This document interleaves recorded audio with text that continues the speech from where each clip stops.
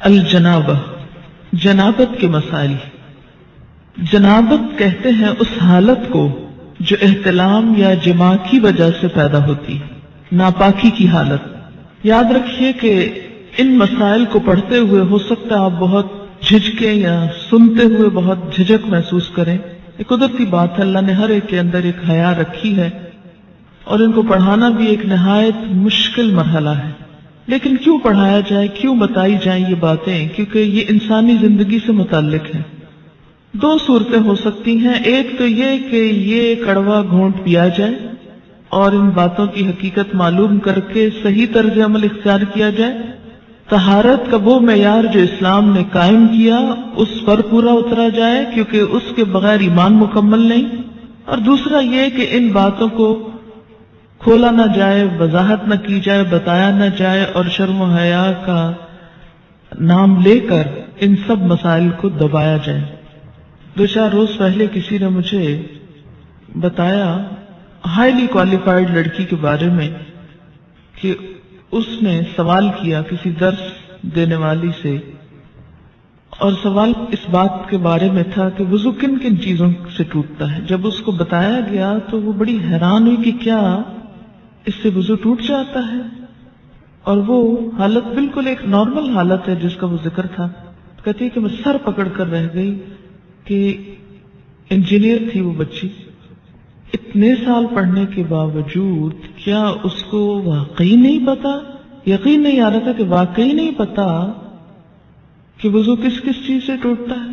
اب اگر کسی کو یہ پتہ ہی نہیں کہ وضو کس چیز سے ٹوٹتا ہے تو وہ پھر وضو کی حالت میں ہو یا بغیر وضو کے وہ عبادت کرتا چلا جائے۔ اچھا کیوں نہیں پتا؟ اس لیے کہ ہمارے اسلامیات کے کورسز بھی جتنے ہیں ان میں ایسے مسائل کا ذکر نہیں ہے، کیونکہ ایسے مسائل کو بے حیائی کا نام دے کر ذکر ہی نہیں کیا جاتا۔ ٹھیک ہے، ایسی باتیں مجلسوں میں کرنے کی نہیں اور عام طور پر بولنے کی نہیں یا سوچنے کی نہیں، لیکن انسان کی زندگی کا ایک حصہ ہے۔ بالکل ایسے ہی جیسے ایک گھر میں آپ واش روم بناتے ہیں، ٹوائلٹ بناتے ہیں، تو وہ ایک ناپسندیدہ حصہ ہے، لیکن ضرورت ہے نا، اس کے بغیر گزارا نہیں۔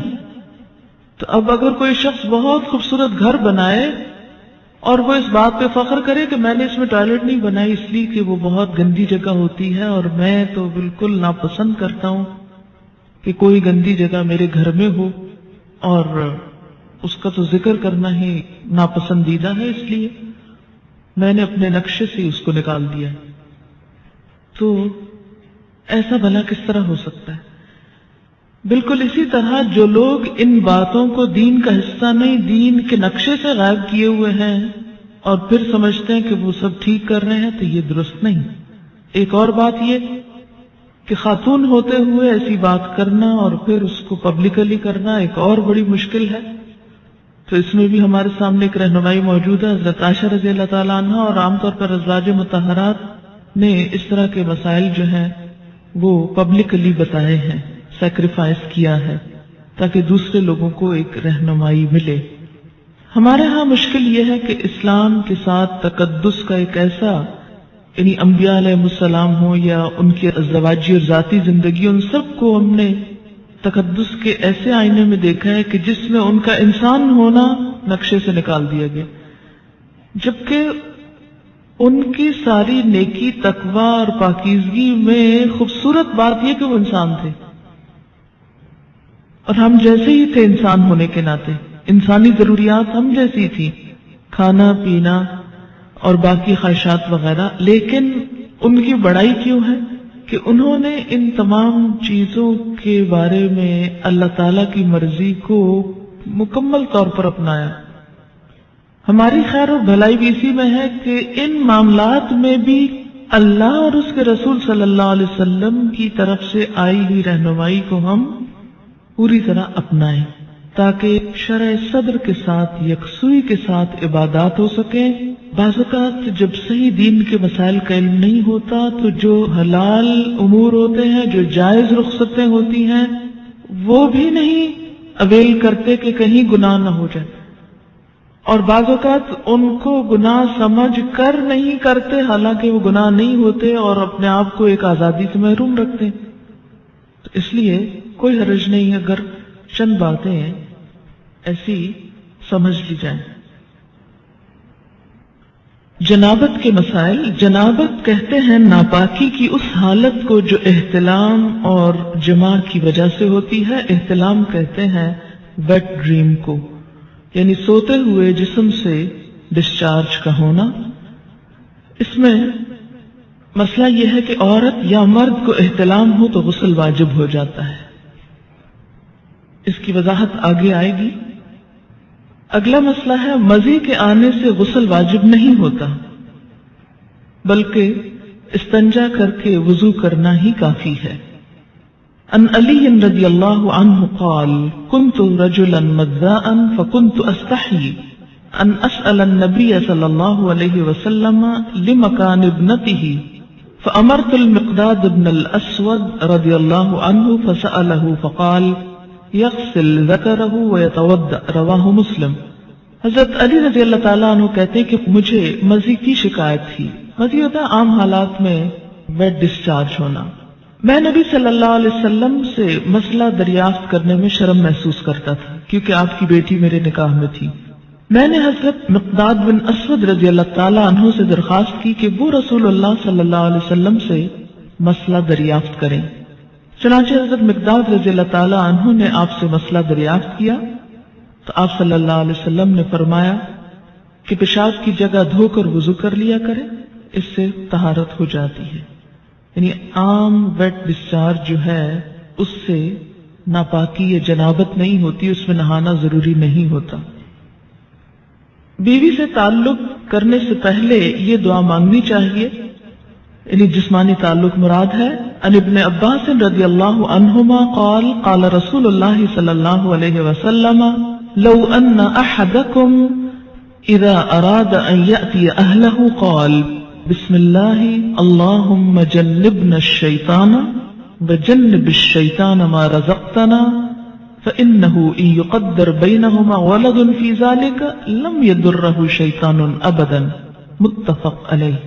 حضرت عبداللہ بن عباس رضی اللہ عنہما سے روایت ہے کہ رسول اللہ صلی اللہ علیہ وسلم نے فرمایا جب کوئی آدمی اپنی بیوی سے جسمانی تعلق، فزیکل ریلیشن، سیکشل انٹرکورس کا ارادہ کرے تو اسے یہ دعا مانگنی چاہیے، ہم اللہ کے نام سے مدد چاہتے ہیں، یا اللہ ہمیں شیطان سے محفوظ رکھ، کیونکہ شیطان ایسے مواقع پر انسان پہ زیادہ حملہ آور ہوتا ہے، اور ہماری اس اولاد کو بھی شیطان سے محفوظ رکھ جو تو ہمیں عطا فرمائے۔ یہ دعا پڑھنے کے بعد والدین کو اللہ تعالیٰ جو اولاد دے گا وہ شیطان کے شر سے ہمیشہ محفوظ رہے گی۔ اسے بخاری اور مسلم نے روایت کیا ہے۔ دوبارہ فزیکل ریلیشن سے قبل وضو کرنا مستحب ہے۔ مستحب کا مطلب پسندیدہ ہے، فرض نہیں ہے۔ عن ابی سعید الخدری رضی اللہ عنہ قال قال رسول اللہ صلی اللہ علیہ وسلم اذا اتى احدكم اهله ثم اراد ان يعود فليتوضا، رواہ مسلم۔ حضرت ابو سعید خدری رضی اللہ تعالیٰ عنہ کہتے ہیں کہ رسول اللہ صلی اللہ علیہ وسلم نے فرمایا جب کوئی آدمی اپنی بیوی سے تعلق قائم کرے پھر دوبارہ کرنا چاہے تو پہلے وضو کرے، یعنی ایک دفعہ کے تعلق کے بعد ضروری نہیں کہ نہایا جائے، اگر اس کے کچھ عرصے بعد دوبارہ تعلق کی ضرورت ہو، مثلا یعنی ایک رات ہو سکتی ہے۔ اس کا مطلب یہ ہے کہ نہانا ضروری ہے کس کے لیے؟ نماز کے لیے، عبادت کے لیے، قرآن پڑھنے کے لیے۔ لیکن اگر انسان ناپاکی کی حالت میں ہے ابھی اور دوبارہ ایک شخص بیوی کے ساتھ تعلق قائم کرنا چاہتا ہے تو ضروری نہیں کہ نہانے کے بعد پھر کرے۔ دوبارہ تعلق میں کوئی چیز مانے نہیں، ہاں بہتر ہے وضو کر لے۔ مستحب کا مطلب کیا؟ بہتر ہے وضو کر لے، اور وضو یہاں ایک طرح سے فریشنس پیدا کرتا ہے انسان کے اندر۔ لیکن اگر کوئی وضو بھی نہیں کرتا، یعنی یہ ایسا وضو نہیں جیسے نماز کے لیے وضو کرنا ضروری ہے کہ اس کے بغیر نماز نہیں ہوگی، تو اگر دوبارہ تعلق میں وضو نہیں کیا تو اس کا یہ مطلب نہیں کہ گناہ کا کام کر رہا ہے۔ مستحب کا مطلب کیا ہے؟ پسندیدہ ہے، اچھی بات ہے، لیکن اگر کوئی نہیں کر سکتا تو کوئی گناہ نہیں۔ غسل جنابت میں پہلے دونوں ہاتھ دھونے چاہیے، پھر برتن میں ہاتھ ڈالنے چاہیے۔ جنبی جس پانی میں ہاتھ ڈال دے وہ پانی ناپاک نہیں ہوتا. مثلا کسی نے پہلے ہاتھ دھوئے، پھر ہاتھ سے مگ پکڑا، اس کو بالٹی میں ڈالا مثلا، اور صاف ہاتھ تھا مگر جسم ابھی ناپاک ہے، تو پانی کی بالٹی کے اندر ایسا ہاتھ جانے سے یا ٹب میں بیٹھنے سے پانی ناپاک نہیں ہوتا، الا یہ کہ اس پانی کے اندر کوئی نجاست چلی جائے، یعنی ہاتھ پاک ہے.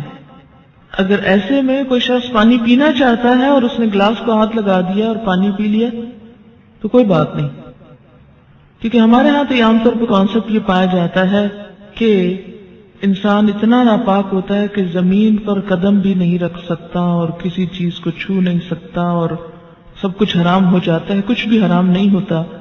اس کا یہ مطلب ہی نہیں کہ انسان ناپاک پھرتا رہے، سارا بازار گھوم کر آ جائے ناپاکی میں، یہ بھی مقصد نہیں ہے. مومن ناپاک رہنا پسند نہیں کرتا، لیکن ضروری نہیں ہے کہ اس حالت میں آپ کسی چیز کو ہاتھ نہیں لگا سکتے. مثلا پانی پیتے وقت آپ کا ویسے ہاتھ صابن سے دھویا ہوا تھا، صاف تھا، پاک تھا، مگر جسمانی طور پہ آپ ناپاک ہیں. مثال کے طور پر اگر پانی کے اندر کوئی چیز اچانک چلی جاتی ہے اور آپ ایک انگلی کے ساتھ اس کو ہٹانا چاہتے ہیں اور اس کے بعد اس پانی کو پینا چاہتے ہیں، پی سکتے ہیں. یعنی ناپاک جسم پر جب تک نجاست نہ ہو تو صاف ہاتھ یا جسم کا کوئی حصہ پانی میں چلا جائے، اس پانی سے غسل بھی کیا جا سکتا ہے، یا اگر وہ صاف ہے اس کو کسی بھی کام میں استعمال کیا جا سکتا ہے، اس سے کپڑے دھوئے جا سکتے ہیں یا کوئی اور کام. عن ابن عباس رضی اللہ عنہما قال اغتسل بعض ازواج النبی صلی اللہ علیہ وسلم فی جفنة فجاء النبی صلی اللہ علیہ وسلم لیتودأ منها او یغتسل فقالت له یا رسول اللہ انی کنت جنبا فقال ان الماء لا يجنب. رواہ احمد. حضرت عبداللہ بن عباس رضی اللہ تعالی عنہما فرماتے ہیں کہ ازواج مطہرات میں سے کسی نے ایک ٹب کے پانی سے غسل جنابت کیا. نبی صلی اللہ علیہ وسلم تشریف لائے، وضو یا غسل کرنے لگے تو بولی، اے اللہ کے رسول صلی اللہ علیہ وسلم، میں حالت جنابت میں تھی اور میں نے اس ٹب کے پانی سے غسل کیا تھا. آپ نے فرمایا پانی جنبی نہیں ہوتا، یعنی اگر تمہارا ہاتھ یا جسم کا کچھ حصہ اس پانی میں چلا گیا تو اس سے پانی ناپاک نہیں ہوا. اسے احمد وغیرہ نے روایت کیا ہے. حالت جنابت میں کسی سے مصافحہ کرنا، سلام دعا کرنا یا بات چیت کرنا جائز ہے. عن ابی ہریرہ رضی اللہ عنہ ان النبی صلی اللہ علیہ وسلم لقیہ فی بعض طریق المدینہ وہو جنب فانخنست منہ فذهب فاغتسل ثم جاء فقال أين كنت يا أبا هريرة؟ قال كنت جنبا فكرهت أن أجالسك وأنا على غير طهارة. قال سبحان الله إن المؤمن لا ينجس. رواہ البخاری. حضرت ابو ہریرہ رضی اللہ تعالی عنہ کہتے ہیں کہ مدینہ کی کسی گلی میں ان کی نبی صلی اللہ علیہ وسلم سے ملاقات ہوئی. اس وقت حضرت ابو ہریرہ جنبی تھے، چنانچہ وہ وہاں سے کھسک گئے، جا کر غسل کیا، پھر خدمت اقدس میں حاضر ہوئے. آپ نے پوچھا، ابو ہریرہ تم کہاں چلے گئے تھے؟ حضرت ابو ہریرہ نے عرض کیا، میں حالت جنابت میں تھا، لہٰذا میں نے آپ کے پاس اس حالت میں بیٹھنا اچھا نہ سمجھا. آپ نے فرمایا سبحان اللہ، مومن کسی بھی حالت میں ناپاک نہیں ہوتا. اسے بخاری نے روایت کیا ہے. یعنی اگر ایسی حالت میں مثلا کوئی مہمان آ گیا ہے یا بچہ رو رہا ہے یا کوئی اور ایسا دنیا کا ضروری کام پڑ جاتا ہے، انسان کو کوئی ٹیلی فون آ جاتا ہے، بات کرنی پڑ جاتی ہے، تو کسی بھی کام میں حالت جنابت مانے نہیں. حالت جنابت مانے ہے کس میں؟ عبادات میں. لیکن یاد رکھیے اس کا مطلب نہیں کہ انسان ناپاکی میں ہی گھومتا پھرتا رہے بے وجہ، جلد از جلد پاک ہو، لیکن یہ سمجھنا کہ نہیں میں اچھوت ہو گیا، اب کسی کے سامنے نہیں جا سکتا یا کسی سے بات نہیں کر سکتا، تو ایسی بات نہیں ہے. حالت جنابت میں کھانے پینے کے لیے ہاتھ دھونا کافی ہے، البتہ وضو کرنا افضل ہے. عن عائشہ رضی اللہ عنہا ان النبی صلی اللہ علیہ وسلم کان اذا اراد ان یأکل وهو جنب غسل یدیہ. رواہ ابن ماجہ. حضرت عائشہ رضی اللہ تعالی عنہا کہتی ہیں کہ رسول اللہ صلی اللہ علیہ وسلم حالت جنابت میں کوئی چیز کھانا چاہتے تو پہلے اپنے ہاتھ دھو لیتے. اسے ابن ماجہ نے روایت کیا. یعنی حالت جنابت میں کھا سکتے ہیں، اور خاص طور پر جیسے رمضان کا مہینہ ہے، یعنی رمضان میں اگر کوئی شخص حالت جنابت میں اٹھتا ہے، سحری کا وقت ہے، سحری کھا سکتا ہے اور کھانے کے بعد نماز سے پہلے نہا سکتا ہے. یعنی حالت جنابت میں اگر روزے کا کچھ حصہ شامل ہو گیا صبح کے وقت کو کوئی حرج نہیں، اللہ کہ نماز تو نہیں چھوڑی جا سکتی، وہ تو پڑھی جائے گی. کتنی دیر لگے گی؟ آدھا گھنٹہ، گھنٹہ، کیونکہ اس کے بعد تو سورج بھی نکل آئے گا. اگر نہیں نہائے تو نماز جائے گی. تو ایسا روزہ کیا روزہ جس میں نماز ہی نہ پڑھی گئی. ان عائشہ رضی اللہ عنہا قالت کان رسول اللہ صلی اللہ علیہ وسلم اذا کان جنبا فاراد ان یاکل او ینام تودع وضوءه للصلاة رواہ مسلم. حضرت عائشہ رضی اللہ تعالی عنہا فرماتی ہیں کہ رسول اللہ صلی اللہ علیہ وسلم حالت جنابت میں کھانا یا سونا چاہتے تو پہلے نماز کی طرف وضو کر لیتے. اسے مسلم نے روایت کیا. اور یہ وضو فرض میں نہیں ہے، واجب میں نہیں ہے، یہ مستحب میں ہے. یعنی ایک اچھی فیلنگ کے لیے نہانے میں ٹائم لگتا ہے تو کوئی بھی کام کرنے سے پہلے وضو کر لیا جائے. جنبی مسجد سے گزر سکتا ہے لیکن ٹھہر نہیں سکتا. حالت جنابت میں اگر کسی کو مسجد سے گزرنا پڑ رہا ہے، مثلاً اس کا گھر ہے مسجد کے اوپر اور رستہ ایسا ہے کہ صحن سے گزر کے اوپر چڑھتا ہے، تو ایسی صورت میں گزرنا جائز ہے، لیکن وہاں بیٹھ جانا یا دن گزارنا یہ درست نہیں. ان جابر رضی اللہ عنہ قال کان احدنا یمر فی المسجد جنبا مجتازا رواہ سعید بن منصور. حضرت جابر رضی اللہ تعالی عنہ فرماتے ہیں کہ ہم حالت جنابت میں مسجد سے گزر جایا کرتے تھے. اسے سعید بن منصور نے روایت کیا ہے. حالت جنابت میں زبانی اللہ کا ذکر کرنا جائز ہے. مثلاً انسان صبح اٹھا ہے تو اٹھ کے دعا جو پڑھی جاتی ہے الحمدللہ الذی احیانا بعد ما اماتنا والیہ النشور پڑھ سکتا ہے. اسی طرح اگر صبح شام کی دعائیں پڑھ رہا ہے تو پڑھ سکتا ہے، یا استغفار کرنا چاہتا ہے تو کر سکتا ہے. رات کو سوتے میں کوئی خواب برا آ گیا تو وہ دعا پڑھ سکتا ہے، یا نیند نہیں آ رہی تو کچھ ذکر کرنا چاہتا ہے اور لیکن ہے حالت جنابت میں تو کوئی رکاوٹ نہیں، زبانی اللہ کا ذکر کر سکتا ہے. یا اسی طرح جیسے سوتے وقت آیت الکرسی پڑھی جاتی ہے. سونے کے آداب آپ نے پڑھے ہوں گے کہ دائیں طرف کروٹ لے کر ہاتھ گال کے نیچے رکھ کے آیت الکرسی پڑھ کے چاروں طرف پھونک مار دی جائے. اب اگر حالت جنابت میں انسان تو کیا آیت الکرسی نہیں پڑھے گا؟ پڑھے گا، کوئی حرج نہیں. ان عائشہ رضی اللہ عنہا قالت کان النبی صلی اللہ علیہ وسلم یذکر اللہ علی کل احیانہ رواہ مسلم. حضرت عائشہ رضی اللہ تعالی عنہا فرماتی ہے کہ نبی اکرم صلی اللہ علیہ وسلم ہر حالت میں اللہ کا ذکر کیا کرتے تھے. اسے مسلم نے روایت کیا ہے. جنبی کو قرآن پاک پڑھنا یا پڑھانا منع ہے. یعنی یہ نہیں کہ آپ حالت جنابت میں ہیں اور آپ کہیں جی کھانے کی اجازت ہے، پکانے کی اجازت ہے، سلام دعا کی اجازت ہے، چلو تلاوت شروع کر دیتے ہیں یا تعلیم شروع کر دیتے ہیں. نہیں، اس کی اجازت نہیں ہے. پاک آدمی وضو کے بغیر قرآن مجید پڑھ سکتا ہے.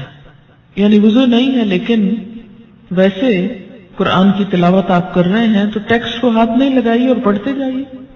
کیونکہ بعض لوگوں کو ایسی بیماری بھی ہوتی ہے کہ ان کا وضو زیادہ دیر تک باقی نہیں رہتا. ایسے میں لوگ قرآن، ذکر، عبادت سب چھوڑ کے بیٹھ جاتے فارغ. نہیں، وضو نماز کے لیے شرط ہے، طواف کے لیے شرط ہے. اگر صرف قرآن کی تلاوت کرنا مقصود ہے یا تعلیم دینا تو کوئی حرج نہیں. ان علی رضی اللہ عنہ قال کان النبی صلی اللہ علیہ وسلم یقرئنا القرآن علی کل حال ما لم یکن جنبا رواہ الترمذی. حضرت علی رضی اللہ تعالی عنہ فرماتے ہیں کہ نبی اکرم صلی اللہ علیہ وسلم حالت جنابت کے علاوہ ہر حال میں ہمیں قرآن مجید پڑھایا کرتے تھے. یعنی وضو کے بغیر بھی. مراد اس سے یہ، اسے ترمذی نے روایت کیا ہے. حالت جنابت کو بڑی ناپاکی کہتے ہیں. عام طور پہ فقہ کی کتابوں میں حدث اکبر لکھا ہوتا ہے، حدث اصغر چھوٹی ناپاکی ہوتی ہے جو جنابت کے علاوہ عام طور پر وضو ٹوٹنے کے اسباب کی وجہ سے ہوتی ہے۔ جنبی سونے سے قبل غسل نہ کر سکے تو اسے وضو کر لینا چاہیے۔ ان عائشہ رضی اللہ عنہا قالت کان النبی صلی اللہ علیہ وسلم اذا اراد ان ينام وهو جنب غسل فرجه وتوضا للصلاة، رواہ البخاری۔ حضرت عائشہ رضی اللہ تعالی عنہا سے روایت ہے کہ نبی اکرم صلی اللہ علیہ وسلم جب حالت جنابت میں سونے کا ارادہ فرماتے تو اپنی شرمگاہ دھو کر نماز کی طرف وضو فرما لیتے۔ یہ مستحب ہے ایسا کرنا، اسے بخاری نے روایت کیا ہے۔ جنبی کے لیے وضو کر کے سونا افضل ہے لیکن نہ کرنے کی رخصت ہے۔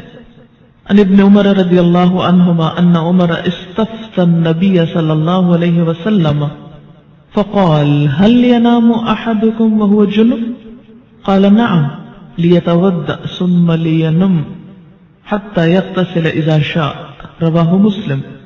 حضرت عبداللہ بن عمر رضی اللہ تعالی عنہما سے روایت ہے کہ حضرت عمر رضی اللہ تعالی عنہ نے نبی اکرم صلی اللہ علیہ وسلم سے مسئلہ پوچھا، کیا جنبی غسل کیے بغیر سو سکتا ہے؟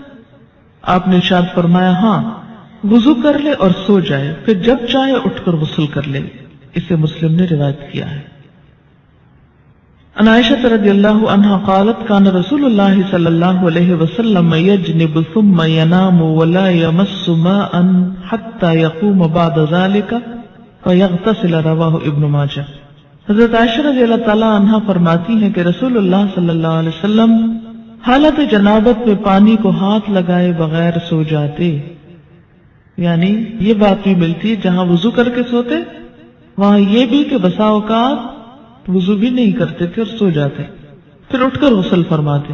اسے ابن ماجہ نے روایت۔ اٹ ڈیپینڈس کہ انسان کی طبیعت کیسی ہے، موسم کیسا ہے، پانی کی اویلیبلٹی کتنی ہے۔ اگر ہو سکے تو بہت اچھا ہے، لیکن نہیں تو گناہ نہیں۔ غسل جنابت میں پہلے دونوں ہاتھ دھونے چاہیے، پھر طہارت حاصل کر کے وضو کرنا چاہیے۔ جنابت مدت مسح ختم کر دیتی، یعنی حالت جنابت میں پھر آپ کا مسح نہیں رہتا جناب کے اوپر۔ غسل جنابت کے لیے پانی میسر نہ ہو تو غسل کی نیت سے کیا گیا تیمم ہی غسل جنابت کا کام دیتا ہے۔ اس کی وضاحت آگے آ جائے گی۔ سوال ہے، کیا حالت جنابت میں بچے کو دودھ پلا سکتے ہیں؟ جی ہاں، پلا سکتے ہیں، لیکن افضل ہے کوشش کریں کہ اس کے بغیر پلائیں، اور آپ نیت کر لیں تو ہو بھی جائے گا۔ لیکن بسا اوقات ایسا ہوتا ہے کہ کوئی سرونٹ نہیں، کوئی ہیلپر نہیں، بچے اوپر تلے ہیں، ایک ایک دو دو ساتھ ساتھ، تو پھر اس میں بہت سی ایسی چیزیں انسان چاہنے کے باوجود کر نہیں سکتا، تو دودھ ناپاک نہیں ہوتا۔ صرف یہ ہے کہ کیفیت کا فرق ہے۔ نہانے کے بعد جو انسان کی کیفیت ہوتی ہے اس میں ایک اطمینان اور سکون کی کیفیت ہوتی ہے۔ جتنی ماں پرسکون ہوگی اور اس حالت میں بچے کو دودھ پلائے گی اتنا ہی بچے پہ اچھا اثر ہوگا۔ سنا ہے، کہا جاتا ہے کہ بعض مائیں وضو کے بغیر بھی نہیں پلاتی تھیں، لیکن آج کے دور میں تو اگر کوئی حالت جنابت کے بغیر ہی پلا لے تو بھی بڑی بات ہے۔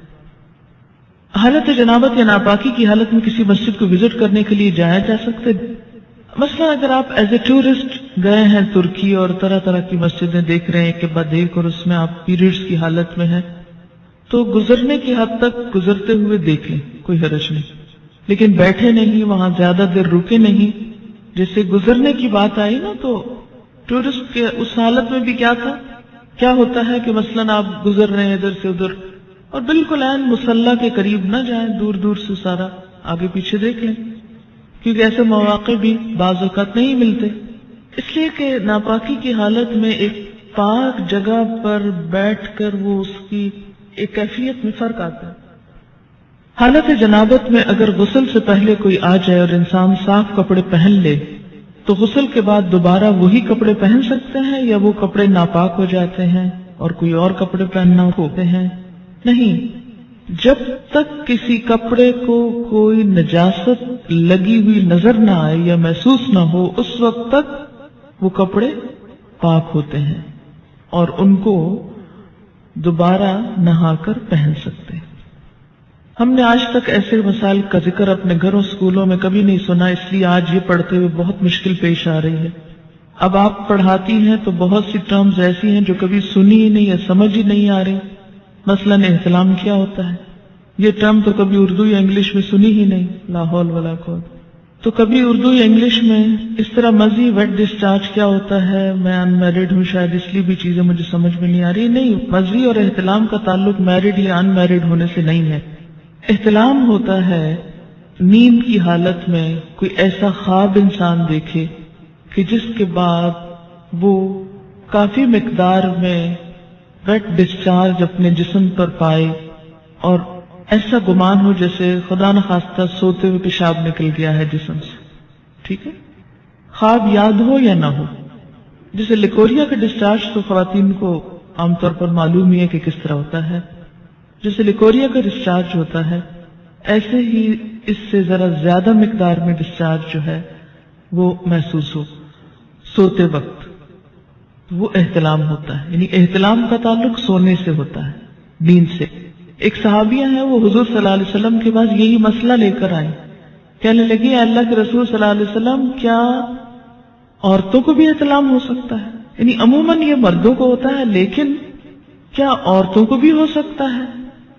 تو اس پر آپ نے فرمایا کہ ہاں ہو سکتا ہے، کیونکہ بچہ عورت کے مشابہ بھی تو ہوتا ہے، عورت سے بھی تو بچے کی شباہت ہوتی ہے.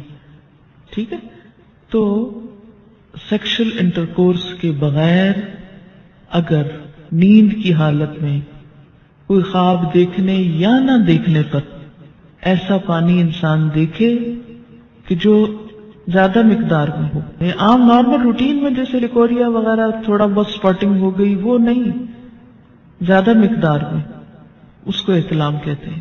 اس سے انسان ناپاک ہو جاتا ہے. اور بعض اوقات ہو سکتا ہے کہ کسی خاتون کو کبھی بھی ایسی کیفیت نہ ہوئی ہو. بسا اوقات جسمانی کیفیت، آب و ہوا، کئی چیزیں انسان کے مزاج میں اثر ڈالتی ہیں، تو بعض لوگوں کو ایسی تکلیف ہو سکتی ہے. اگر کسی کے ساتھ ایسا نہیں ہوا تو پریشان نہ ہو کہ میں تو شاید اب نارمل انسان ہوں. نہیں، اٹ ڈپینڈس. اور اگر کسی کے ساتھ ایسی کوئی کیفیت ہو جائے تو وہ یہ نہ سمجھے کہ میں کوئی بہت برا انسان ہوں. ایکچولی ہوتا یہ کہ ہمارا بیہیویئر کیا ہے اور ہم ان چیزوں کو کس انداز سے پیش کر رہے ہیں. اگر آپ اس کو فطری چیز سمجھیں تو آپ کو کچھ بھی اس میں نہیں فیل ہوگا. پھر مثلاً ایک میڈیکل کا اسٹوڈنٹ جو ہے وہ جب ڈائسیکشن شروع کرتا ہے، ٹھیک ہے، اس شروع میں بہت گھبراہٹ اور بہت پریشانی ہوتی، لیکن ایک ایک پارٹ، اور آپ دیکھیں کہ جو ہماری بچیاں کو ایجوکیشن میں پڑھتی ہیں وہاں تو عورت مرد سب مل کر ایک کام کر رہے ہوتے ہیں، اور وہاں تو کبھی کسی نے کہا کہ یہ بہت غلط کام کر رہے ہو آپ. اور میں سمجھتی ہوں کہ ایسی چیزیں مردوں اور عورتوں کو مل کے نہیں کرنی چاہیے، لیکن اگر دین کے لیے یہی بات کرنی پڑ جائے تو ہم کہتے ہیں ہمارے دین میں ایسی بے حیائی کی باتیں. یعنی میڈیکل کی بکس میں سب لکھا ہوا ہے اور سب جائز ہے اور وہ بھی انسان پڑھتے ہیں، لیکن دین کی کسی کتاب میں ایسی کوئی بات لکھی ہوئی تو یہ بالکل درست نہیں. اور یہ کیسا دین ہے؟ یہ ہمارا ایک بہت نیگیٹو ایٹیچیوڈ ہے معاشرے کے اندر دین کے معاملات میں، جو کہ درست نہیں، اور اس کی وجہ سے کئی بیماریاں پھر پیدا ہوتی ہیں، عبادت میں خلل ہوتا ہے. ماں ہونے کی حیثیت سے نہ صرف یہ کہ بیٹی، بلکہ اگر بیٹوں کو بھی کوئی اور بتانے والا نہیں تو بہت آرام کے ساتھ آپ ان کو نارمل وے میں بتا سکتے ہیں، کوئی حرج نہیں. جی ہاں، ہمارے ہاں عموماً یہ ہوتا ہے اسکولوں میں جیسے سیکس ایجوکیشن ہوتی ہے اور بعض اوقات اتنے بھونڈے طریقے سے ہوتی ہے کہ وہ اس کے فائدے کی بجائے کئی نقصان ہوتے ہیں. تو اٹ ڈپینڈس کہ آپ ایک مسئلے کو، ایک پرابلم کو یا ایک چیز کو کس طرح ایکسپلین کرتے ہیں. ٹھیک ہے نا؟ تو خود اپنے اندر پہلے کانفیڈنس پیدا کریں کہ آپ کی نیت کیا ہے ایک بات کرنے کی، کیوں سکھانا چاہتے، کیوں سمجھانا چاہتے ہیں. یہ نہیں کہ آپ خود ساتھ ہنسنا شروع کر دیں اور شرمانا شروع کر دیں اور سب کو ہنسانا شروع کر دیں. یہ ہنسنے کی باتیں نہیں، مجھے سمجھ میں نہیں آتی ان باتوں میں سے ہنسنے کی کون سی بات ہے. کسی مومن کا یہ مزاج ہی نہیں ہو سکتا کہ وہ ایسی باتوں میں نمبر ایک دلچسپی لے، یا ایسی باتیں مجلسوں میں عام طور پر بلا ضرور ڈسکس کی جائیں یا ان کے نام زبان پر لائے جائیں. نہیں ہونا چاہیے، لیکن علم کی حد تک عمل کے لیے ان کا ذکر بھی ضروری ہے کیونکہ یہ انسانی زندگی سے متعلق چیزیں. مزید عام طور پر لفظ جو ہے یہ ویٹ ڈسچارج جیسے لیکوریا ہوتا ہے ایسے ہی ہوتا ہے، لیکن یہ جاگتے ہوئے ہوتا ہے، یہ نیند کی حالت میں نہیں، یہ جاگنے کی حالت میں ہوتا ہے.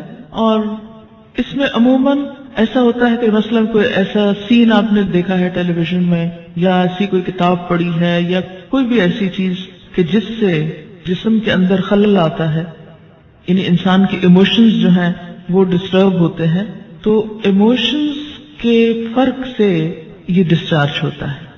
یعنی لیکوریا جو ہوتا ہے بغیر ایموشنز کے ہوتا ہے، لیکن یہ ایموشنل کیفیت کے ساتھ ہوتا ہے. ایموشنل کیفیت کے ساتھ جو ویٹ ڈسچارج ہوتا ہے، اس سے استنجا بھی لازم ہے اور وضو بھی لازم ہے، لیکن نہانا لازم نہیں. وہ بھی ہو سکتا ہے، کوئی سائیکولوجیکل پرابلم ہو سکتا ہے، یا کچھ بھی اس کو نام دے سکتے ہیں، لیکن مزی میں لفظ اب یوں سمجھے جیسے مزہ لفظ ہے نا، یہ اسی سے نکلا ہے یہ لفظ. ٹھیک ہے. ایک بچی کی ریسنٹلی شادی ہوئی، اس نے ایک میل مجھ کو کی، وہ اس قدر بیچاری پریشان، چھوٹی سی عمر کی بچی تھی، شادی ہوگی، اس کو شاید پہلے سے کسی نے کچھ نہیں بتایا، نہ ماں بتاتی نہ کوئی اور، جو ضروری چیز ہے وہ کوئی نہیں بتاتا، اور فضول میں بہت کچھ پڑھ لیتے. تو اب وہ کچھ بہت ہی جینون جو اس کے شوہر کے رویے تھے ان پر وہ اس قدر خوف زدہ تھی اور پریشان کہ شاید میرے ساتھ کوئی بہت ہی گناہ کا کام ہو رہا ہے اس طرح.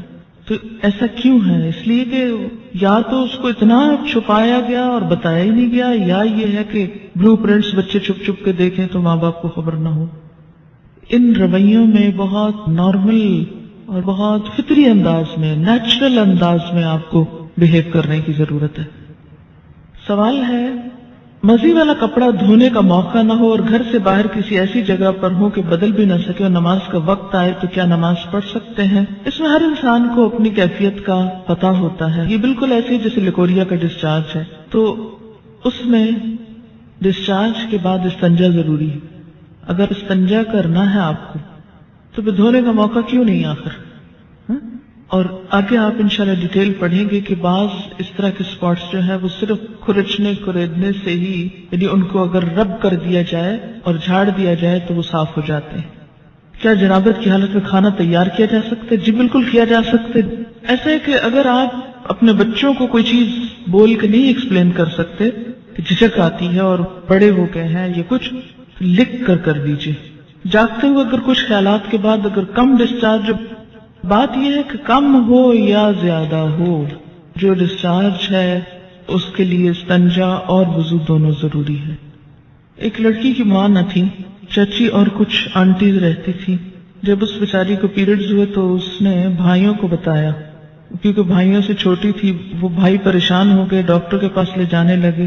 تو لڑکی کے والد جب گھر آئے تو انہوں نے چچی سے کہا اور اس طرح، تو وہ یعنی بعض اوقات ایسی چیزیں پھر بہت امبیرسمنٹ کا سبب بن جاتی ہیں نا، کہ جب بچوں کو آپ ماں نہیں بتا رہی جو ان کی سب سے بڑھ کر خیرخواہ ہے، تو پھر وہ کیا کرتی ہیں، سہیلیوں سے پوچھتی ہیں، اوروں سے پوچھتی ہیں، ادھر ادھر سے کوئی ان پہ ہنستا ہے، کوئی مذاق اڑاتا، اور یہ ساری زندگی چیزیں خوف کی چیزیں بن کے رہ جاتی ہیں. تو اس سے بہتر ہے کہ وہ اوروں سے جا کے پوچھیں، کیوں نہ آپ ان کو بتائیں خود. بیڈ ڈسچارج میں کیا کپڑے چینج کرنا یا دھونا ضروری ہے؟ اگر آپ کہیں باہر ہو یا آپ کو فیل ہی نہ ہو، دیکھیے کہ اس کیفیت کا تعلق ہی فیلنگ کے ساتھ ہے. اگر فیلنگ ہی نہیں ہے تو جسٹ نارمل بات ہے. یعنی بعض لوگ اسٹرانگ ہوتے ہیں اور ان کو چھوٹی چھوٹی باتوں پہ فیلنگ نہیں آتی ایسی، تو ان کو پریشان ہونے کی ضرورت نہیں. تو پھر کیا بغیر وضو کے نماز پڑھ لیں؟ جی ہاں، جو فیلنگ ہی نہیں ہے تو پھر وضو کی ضرورت ہی نہیں، پھر نماز بھی پڑھ سکتے ہیں. ٹین ایجر لڑکوں کو اگر احتلام ہو تو نہانا واجب ہے. جی ہاں، یہی تو اب تک رونا رویا گیا ہے کہ اس سے غسل واجب ہو جاتا ہے، لازم ہو جاتا ہے، نماز نہیں ہوتی ہے. لیکن کتنے ہمارے ٹین ایجرز کو پتا ہے؟ یہ بھی دیکھ لیجیے. کیا احتلام سوئے بغیر بالکل نہیں ہو سکتا؟ نہیں، احتلام نیند کے ساتھ اس کا تعلق ہے، چاہے خواب دیکھا جائے یا نہ. اس کا روٹ کیا ہے؟ جائیے اس پہ ذرا. احلام ہے، لام میم حلم، خواب. تو اسی سے باب افتعال ہے، احتلام، خواب دیکھنا.